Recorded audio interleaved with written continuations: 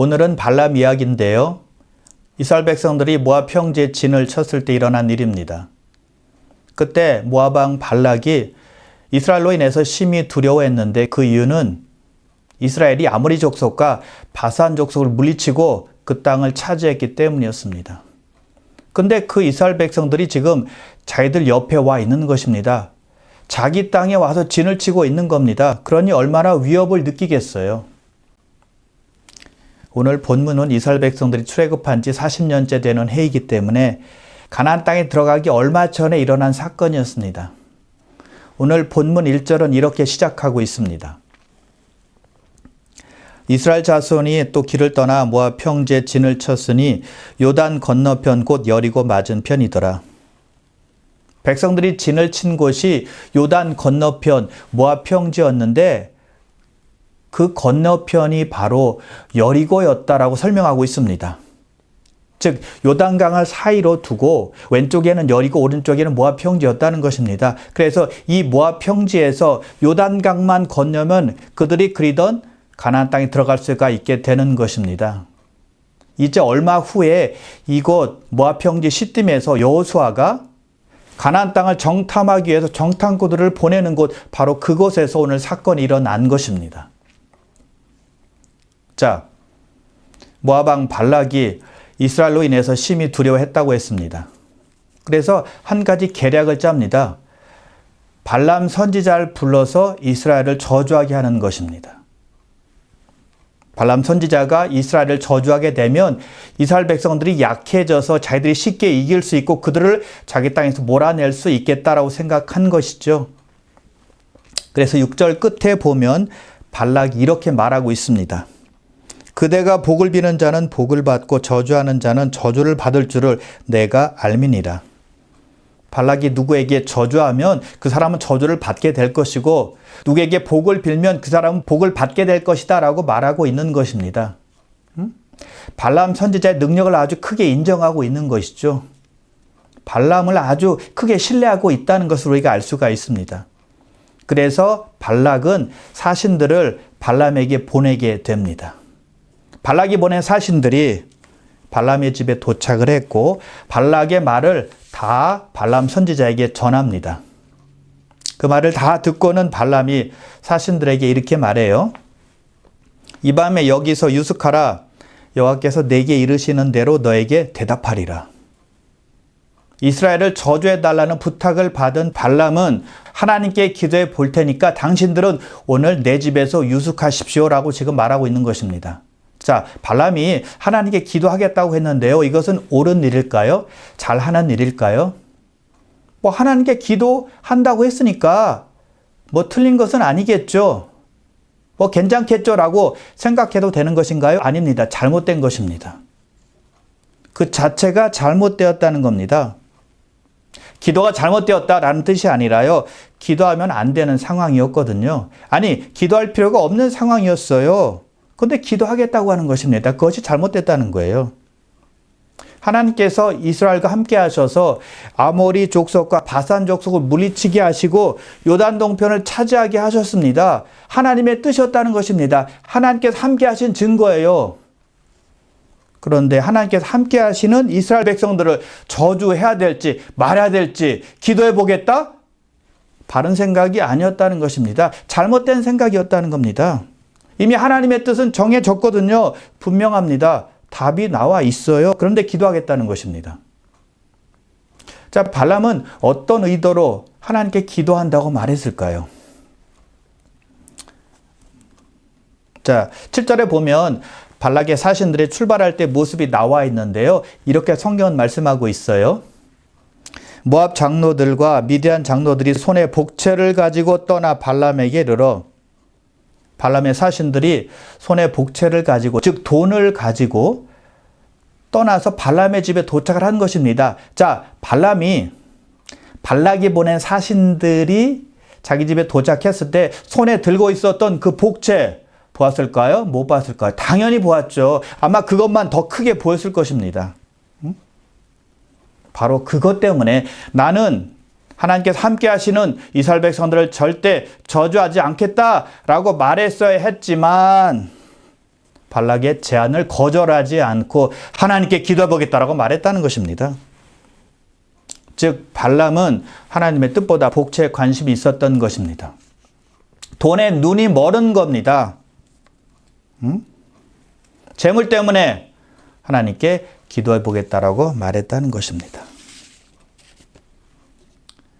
발람이 영적인 은사를 갖고 있었을지는 모르겠지만 하나님의 뜻을 순수하게 따르는 자는 아니었다는 것이죠. 발람은요, 하나님의 뜻이 아닌 것을 위해서 하나님의 뜻을 구한 거예요. 하나님의 뜻을 이미 알았음에도 불구하고 돈 욕심 때문에 그들의 제안을 거절하지 않고 기도하겠다고 말하는 것입니다. 자, 그런데 우리도 이런 실수를 하지 않을까요? 하나님의 뜻이 분명히 보이는데 기도하는 겁니다. 여러분, 이것은 발람의 기도입니다.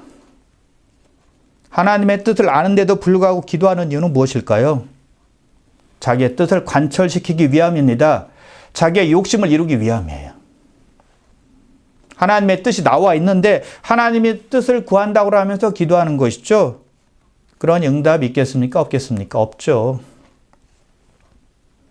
지금 발람은요, 자신이 죄 짓고 있다는 것을 알고 있기 때문에 영적인 변명을 찾고 있는 겁니다.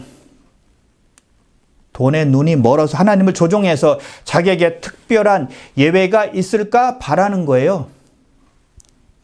그는 지금 위험한 길을 가고 있는 것입니다. 잘못된 선택을 한 거예요. 결국 발람은 기도합니다. 그러자 하나님께서 응답해 주세요. 12절인데요.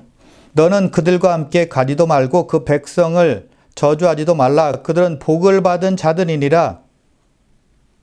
하나님께서 아주 클리어하게 분명하게 말씀하시죠. 너는 사신들과 함께 가지 말라. 그리고 이스라엘 백성들을 저주하지 말라. 그들은 복을 받은 자들이기 때문이다 라고 아주 확실하게 말씀해 주십니다. 이것은요, 발람에게 경고하고 있는 것입니다. 너 사신들과 함께 가지 마. 그리고 내가 함께하는 이스라엘 백성들을 저주하지 마. 이렇게 말씀하시는 겁니다. 아주 클리어하게 분명하게 말씀하신 거예요. 다음날 아침이 되자 발람이 사신들에게 이렇게 말합니다. 너희는 너희의 땅으로 돌아가라. 여호와께서 내가 너희와 함께 가기를 허락하지 아니하시느니라.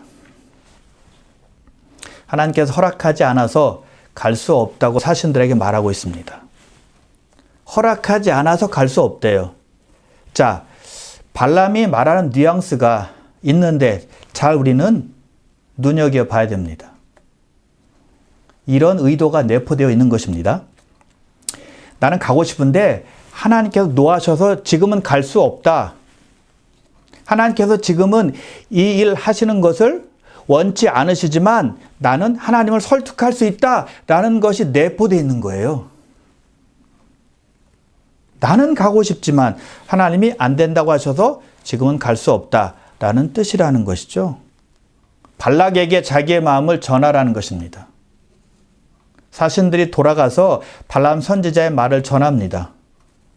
그런데 발락이 발람 선지자의 의도를 알아챘는지 다른 고관들을 보냅니다. 더 높은 고관을 보내요. 그리고 이렇게 말합니다. 아무 것에도 꺼리끼지 말고 내게로 오라. 내가 그대를 높여 크게 존귀하게 하고 그대가 내게 말하는 것은 무엇이든지 시행하리니 청하건대 와서 나를 위하여 이 백성을 저주하라. 발락이 이번에는 더 큰 제안을 합니다. 발람을 높여서 크게 존귀하게 하겠다고 말합니다. 발람이 원하는 것은 다 들어주겠대요. 다 시행하겠대요. 응? 발람이 원하는 것은 다 해주겠다는 것이죠. 처음보다 더 강력하고 더 큰 유혹이 찾아온 것입니다. 처음에 한 번에 거절했더라면 이런 일은 있지 않을 것입니다. 처음에 딱 잘라 말했더라면 그런 유혹은 없었을 거예요. 여러분, 그래서 우리 머리에 우리 생각에 죄된 생각이 들어오잖아요. 그럼 단번에 단호하게 NO 하면 우리가 승리할 수 있는 것입니다. 근데 머뭇머뭇하면 이미 진 거나 마찬가지예요. 그랬더니 발람이 두 번째 온 사신들에게 이렇게 말합니다. 18절이죠. 발람이 그 집에 가득한 은금을 내게 줄지라도 내가 능히 여호와 내 하나님의 말씀을 어겨 덜하거나 더하지 못하겠노라. 아무리 발락이 자기를 돈으로 유혹해도 자기는 하나님의 말씀만 따르겠다는 것입니다. 와, 훌륭한 고백 같죠? 응? 발락이 엄청난 은금을 자기에게 주어도 하나님의 말씀을 절대 가감하지 않겠다는 것입니다. 덜하거나 더하거나 하지 않겠다는 겁니다. 훌륭한 신앙인 같죠? 훌륭한 선지자 같아요. 근데 발람의 말이 진실일까요? 만약 그의 말이 진실이었다면 발락이 보낸 두 번째 사신들을 다 보냈어야만 했다는 것입니다. 자기 집에 유숙하게 해서는 안 되는 것이죠. 그런데 발람은 그 사신들을 또 자기 집에 유숙하게 합니다. 그리고 이렇게 말을 합니다. 19절 끝입니다. 여호와께서 내게 무슨 말씀을 더하실는지 알아보리라. 참 기가 막히죠. 이미 말씀하셨거든요. 이미 하나님의 뜻이 무엇인지 발람 선지자가 알아듣도록 분명히 말씀했습니다. 뭐라고 말씀하셨죠? 그들과 함께 가지도 말고 내가 함께하는 이스라엘을 저주하지도 말아라 라고 분명하게 말씀하셨거든요. 근데 또 물어본다는 것입니다. 하나님의 뜻이 이렇게 분명한데도 다시 하나님께서 뭐라고 말씀하실지 자기가 기도해 보겠다는 거예요. 자, 발람에 대해서 잘 모르는 사람이 보면 와, 발람은 영적인 사람이다라고 생각할 수 있을 것입니다. 아마 발락이 보낸 사신들도 그렇게 생각했을 겁니다. 무슨 일이 일어날 때마다 내가 하나님께 기도해 보리라라고 했으니까요. 하나님과 깊은 소통을 통해서 하나님의 뜻을 따르는 분이구나라고 아마 생각을 했을걸요? 그런데 완전히 인간적인 생각이었다는 것입니다. 말만 뻔지르르하게 한 거예요. 마음속은 돈의 욕심으로 가득 찼지만 겉으로는 거룩한 척, 경건한 척 한 것입니다. 겉과 속이 달랐다는 것입니다. 여러분, 그래서 우리 자신을 되돌아볼 줄 알아야 됩니다. 겉만 뻔지르르한 신앙생활 하고 있는지, 남들 때문에 믿음 생활 잘 보이게 해서 하고 있는지, 경건한 척, 거룩한 척 하고 있는지, 정말 잘 섬기는 척 하고 있는지 한번 우리를 돌아보아야 합니다.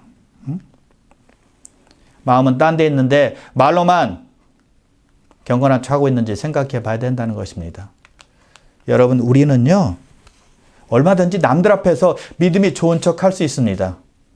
거룩한 척, 겸손한 척, 신앙이 좋은 사람인 척 할 수 있다는 겁니다. 그러나 하나님은 못 속입니다. 우리의 마음의 중심을 보시기 때문이에요. 그리고 결국에는요, 우리의 거짓된 모습 다 드러나게 되어 있습니다. 우리의 형식적인 믿음, 거룩한 척하는 믿음, 경건한 척하는 믿음, 다 들통나게 되어 있다니까요. 그래서 우리는 남들 앞에서만 신앙생활 잘하는 척해서는 안 된다는 것입니다.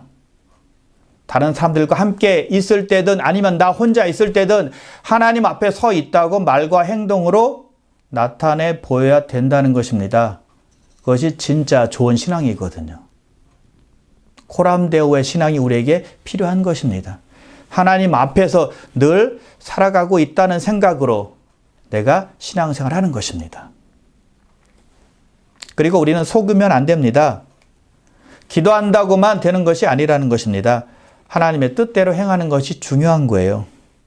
주님의 생각을 알고 주님의 뜻대로 따르겠다고 생각하며 기도하는 것이 필요하다는 것이죠. 나의 뜻과 욕심만 관철시키려고 해서는 안 된다는 겁니다. 만약 그렇게 하면 어떻게 될까요? 야고보서 4장 3절인데요. 구하여도 받지 못함은 정욕으로 쓰려고 잘못 구하기 때문이라. 구하여도 받지 못함은 정욕으로 쓰려고 잘못 구하기 때문이라.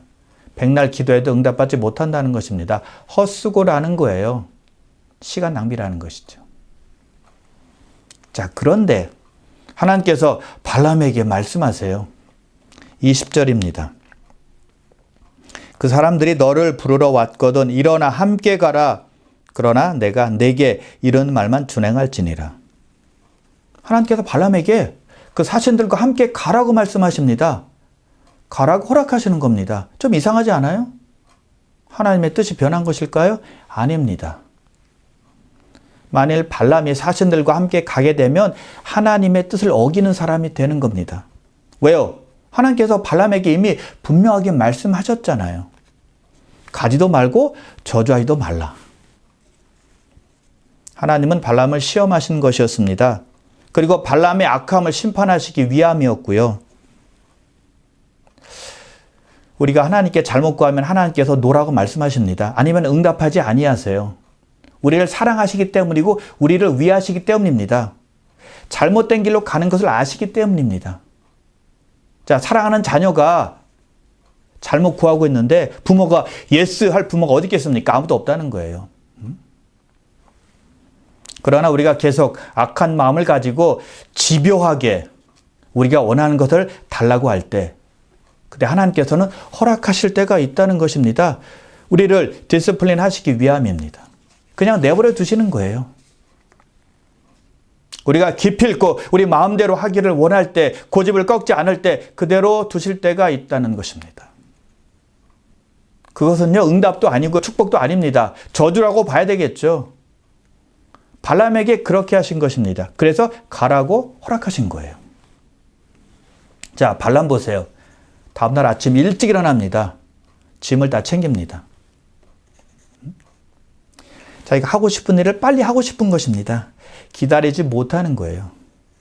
아마 발람은 자기가 응답받았다고 생각했을 겁니다.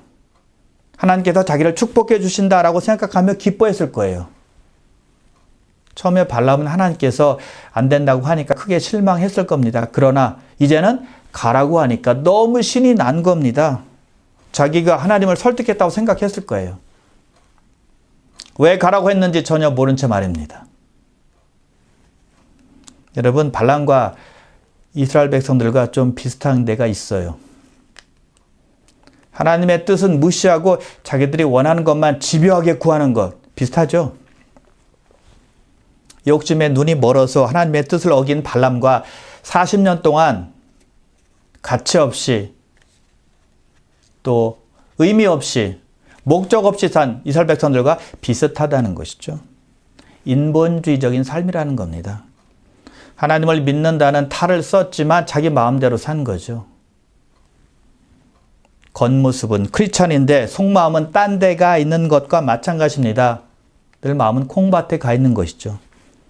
그래서 우리는요, 내가 발람은 아닌지 허송세월한 이스라엘 백성들 아닌지 생각해 봐야 되는 것입니다. 늘 나의 뜻만을 구하고 살지는 않는지, 나의 욕심으로만 기도하고 있지는 않는지 돌아보아야 하는 것입니다. 자, 드디어 발람이 사신들과 함께 출발합니다. 그런데 하나님께서 크게 진노하세요. 하나님의 사자를 통해서 그들이 가는 길을 막아 서십니다. 자, 발람은 나귀를 탔는데요. 나귀가 하나님의 사자가 손에 칼을 든 것을 보더니 너무 무서우니까 가던 길에서 벗어나서 밭으로 들어갑니다. 발람은 영문을 알지 못하고 나귀가 자기 마음대로 하는 줄 알고 막 때립니다. 발람은 여호와의 사자를 보지 못한 거예요. 나귀는 보았는데. 그리고 계속해서 여호와의 사자가 길을 막고 서니까 나귀가 피해서 가려고 안간힘을 씁니다. 근데 가지를 못하는 거죠. 결국 여호와의 사자 앞에 주저앉습니다. 발람은 나귀가 말 안 들 때마다 계속 채찍으로 내려쳤고요. 바로 그때 하나님께서 나귀의 입을 여셔서 사람의 소리를 하게 하십니다. 이렇게 나귀가 발람에게 말합니다. 왜 나를 3번이나 때리십니까? 주인께서 그동안 나를 오랫동안 타셨는데 내가 이렇게 행동한 적이 있었습니까? 라고 발람에게 묻습니다. 발람이 없었다라고 말하죠. 내가 이렇게 행동한 데는 다 이유가 있습니다. 라고 하면서 발람을 책망하고 있습니다. 그때 하나님께서 발람의 눈을 여셔서 여호와의 사자를 보게 하십니다. 발람이 잘못했다고 하면서 땅에 엎드립니다. 여호와의 사자가 발람을 책망합니다. 내가 왜 나귀를 3번이나 때렸느냐? 내가 악한 일을 하고 있기에 너를 막기 위해서 이곳까지 왔노라. 만일 나귀가 나를 보고 피하지 아니했더라면 나는 너를 죽이고 나귀는 살렸을 것이다 라고 말합니다. 그리고 여호와의 사자가 하나님께서 명하시는 말만 하라 라고 하면서 사신들과 함께 발람을 보냅니다. 자, 오늘 사건에서 보면 어떻게 생각해 보면 발람이 그렇게 잘못한 것 같지 않다라는 느낌이 듭니다. 뭐 시키는 대로 한 거잖아요. 가라고 했으니까 출발한 거거든요, 발람은. 그렇다면 하나님께서 좀 이상하시지 않나라는 생각을 할 수가 있다는 것입니다. 괜히 엄한 사람을 잡는 것 같기도 하고요. 근데 그게 아닙니다. 우리 하나님은 공의로우신 하나님이세요. 잘못한 사람에게 벌을 내시고요. 잘한 사람에게는 칭찬하시고 상을 주시는 분이라는 것입니다. 자, 보세요. 베드로후서 2장 15절 16절 이렇게 말씀하고 있습니다. 그는 불의의 싹을 사랑하다가 자기의 불법으로 말미암아 책망을 받되 말하지 못하는 나귀가 사람의 소리로 말하며 이 선지자의 미친 행동을 저지하였느니라. 성경은 뭐라고 발람에 대해서 말씀하고 있다고요? 불의의 싹을 사랑한 사람, 또 불법을 행한 자로 규정하고 있다는 것입니다. 그것이 발람이래요. 재물 때문에 하나님을 저버린 사람이고 하나님의 법을 거역한 사람이라는 것입니다. 하나님께서 무엇을 원하는지 뻔히 알면서도 돈 욕심 때문에 하나님의 뜻은 저버리고 자기 마음대로 한 사람, 발람이라는 것입니다. 그래서 그의 행동은 미친 행동이었다라고 증거하고 있습니다. 그래서 짐승인 나귀까지도 그를 책망한 거예요. 그래서요, 발람은 여호와의 사자를 보지 못했습니다. 돈 욕심 때문에 돈에 눈이 멀어서 하나님을 밀어낸 겁니다. 그러니까 영이 어두워진 거죠. 그러니 볼 수 없었다는 것입니다. 눈뜬 장님이었다는 겁니다. 그런데 나귀를 보세요. 여호와의 사자를 보았습니다. 짐승인 나귀는 여호와의 사자를 보았는데 선지자란 사람이 여호와의 사자를 보지 못했다는 것입니다. 나귀가 더 통찰력이 있었고 분별력이 있었다는 겁니다. 더 영성이 좋았다는 것이죠. 우리가 세상에 물들어서 하나님을 떠나게 되면 짐승보다 나을 것이 없다는 것입니다. 이성 없는 짐승과 똑같다는 것입니다. 그냥 느낌대로 보는 대로 살아가는 인생밖에 되지 않는다는 것이죠. 본능으로 살아가는 육을 만족시키는 그런 삶으로 살다 죽는 거예요. 그래서 우리는 생각해야 됩니다. 과연 내가 의미 있게 살고 있는지, 목적 있는 인생을 살아가고 있는지 생각해 봐야 된다는 것입니다. 어떻게 보면 예수 믿기 전의 삶은 본능적인 삶이라고 볼 수 있습니다. 육체가 원하는 대로 살거든요. 또 세상이 원하는 대로 살고요. 사람들이 원하는 대로 살고 있는 것입니다. 그래서 육신의 정욕, 안목의 정욕, 이생의 자랑을 위해 살아가고 있는 것입니다. 그런데 예수 믿으면 달라지는 것이죠. 왜 사는지를 깨닫게 되는 것입니다. 어디에서 와서 무엇 때문에 살며 어디로 가는지를 알게 되는 것입니다. 내가 누구인지 내 정체성을 깨닫게 되는 것입니다. 하나님은 누구시고 나는 누구인지 알게 되는 겁니다.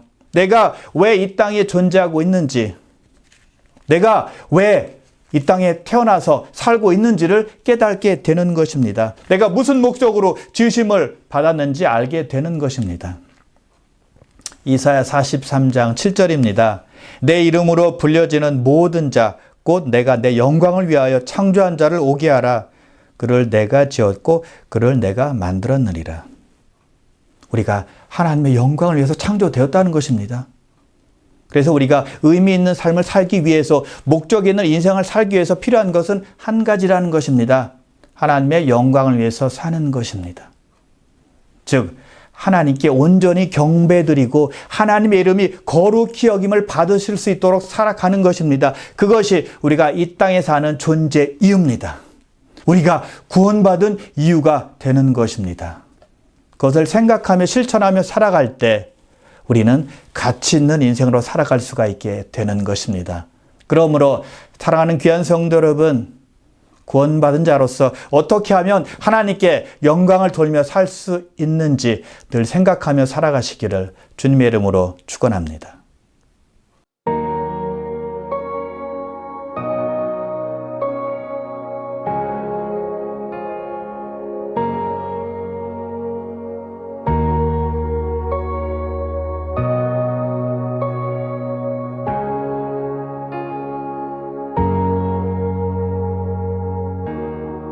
끝이 없는 그 사랑 나를 부르시는 자격 없는 나를 오늘도 초대하네. 주의 은혜 그 은혜로 난 살아가네. 주의 사랑 나는 그